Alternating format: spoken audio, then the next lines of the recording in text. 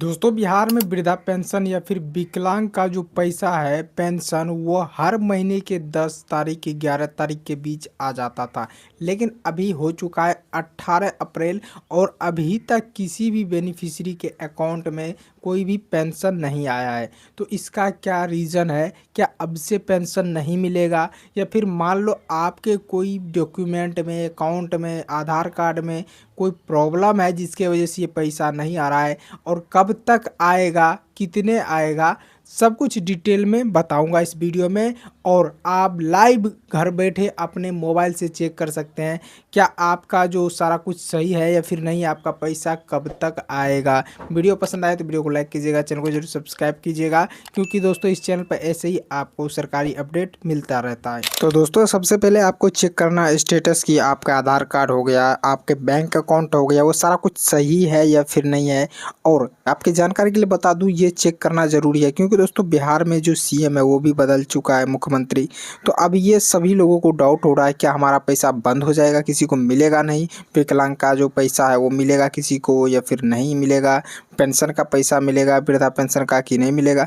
तो उसके लिए सबसे पहले आपको अपने गूगल क्रोम को ओपन कर लेना है मोबाइल में, ठीक है ना। अब यहाँ पे देखो, यहाँ पे ओपन करने के बाद देखो यहाँ पे मैं आपको दिखाता हूँ, ध्यान से देखिएगा। अब यहाँ पे आपको एक वेबसाइट सर्च करना है। यहाँ पे आपको लिखना है ई लाभार्थी, देख लो इस तरीके से आपको लिखना है ई लाभार्थी और लिख के सर्च कर देना है, नीचे आना है। अब नीचे आओगे तो बहुत सारा ऑप्शन है, इसमें से एक ये वाला जो ऑप्शन आपको दिख रहा है, ध्यान से देखिएगा ये वाला। देखो यहाँ पे क्या लिखा हुआ है, ई लाभार्थी बेनिफिशियरी स्टेटस। अब यहाँ पे आपको क्लिक करना है बेनिफिशियरी स्टेटस पे, ठीक है ना। देखो यहाँ पे मेरा ये डेस्कटॉप साइट है, ठीक, ये देखो मैं दिखा देता हूँ। यहाँ पे आपको डेस्कटॉप साइट करके आपको करना है, ठीक ना। अब यहाँ पे जूम करना आपको थोड़ा सा।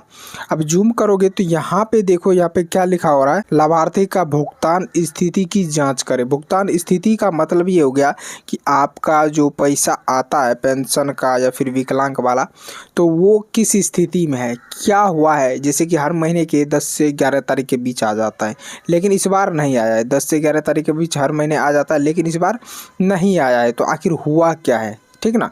तो उसके लिए आपको यहाँ पे ये देखो, ये कि जो ये वाला पहला ऑप्शन है क्या है, फाइनेंशियल ईयर, यहाँ पे क्लिक करना है। और यहाँ से क्लिक करने के बाद अब जैसे कि ये ईयर चल रहा है 25-26 पे आपको क्लिक करना, ठीक ना, ये वाला 26, ठीक। अब उसके बाद यहाँ पे देखो क्या लिखा हुआ, बेनिफिशियरी आईडी, ठीक है ना। तो ये जो बेनिफिशियरी आईडी है इस पर क्लिक करना है और यहाँ पे क्लिक करने के बाद आपको 3 ऑप्शन दिखेगा। पहला बेनिफिशियरी आईडी, दूसरा अकाउंट नंबर, तीसरा आधार नंबर, ठीक ना।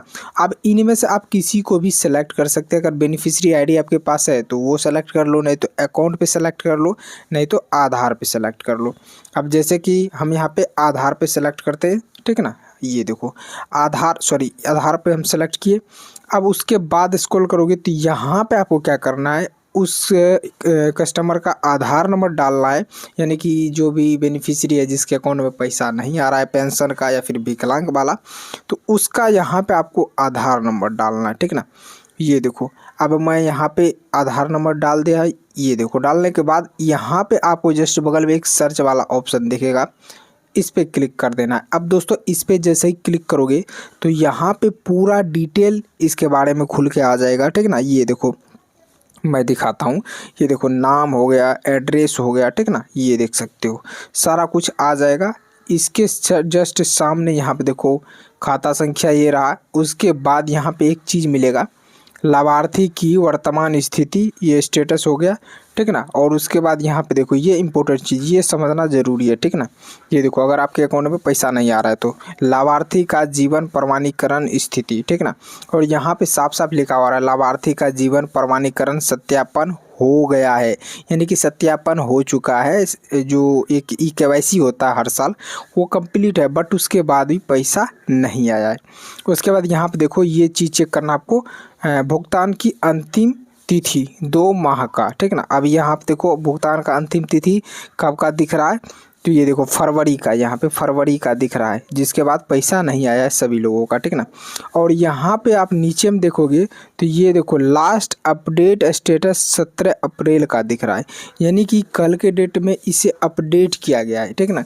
तो अपडेट किया गया है तो अब जो होगा तो हो सकता है ये आप 2 से 3 दिन के बीच सभी लोगों को अपना स्टेटस आप इसी तरीके से चेक कीजिएगा, सभी लोगों के अकाउंट में पैसे आ जाएगा। अगर नहीं आया तो अगले महीने यानी कि अप्रैल या जून में आपको 10 तारीख को दोनों माह का यानी कि अप्रैल का भी और जून का भी दोनों माह का पैसा आ जाएगा, ठीक ना। और यहाँ पे नीचे में देखो ये जो स्टेटस दिखता है हर महीने कितने कितने पैसे आया है वो सारा कुछ यहाँ पे दिखता है, देख सकते हो। तो यहाँ पे पिछला ट्रांजैक्शन हर महीने का यहाँ पे दिखेगा, देख सकते हो 400 400, उसके बाद 1100 जैसे हुआ 1100 यहाँ पे देख सकते हो सभी महीने का है।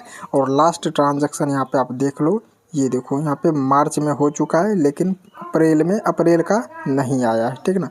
तो वो चीज़ें अब 2 से 3 दिन में आ सकता है, नहीं तो अगले महीने दोनों महीने का आ जाएगा। इसमें आपको घबराने का कोई ज़रूरत नहीं है।